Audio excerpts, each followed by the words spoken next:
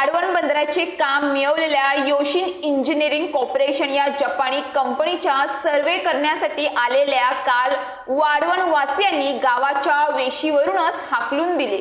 पुन्हा गावात पाऊल ठेवाल तर खबरदार असा इशाराच वाढवण ग्रामस्थांनी या जपानी कंपनीच्या अधिकाऱ्यांना दिला।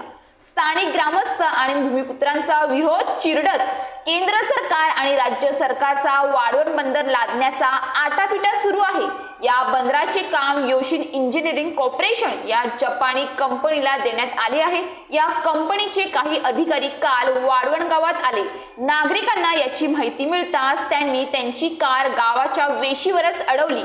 तुम्ही कोण आहात, कुठून आलात अशी विचारणा केली तेव्हा त्यांनी आम्ही बंदर उभारणीच्या सर्वेक्षणासाठी आलो आहोत असे सांगितले।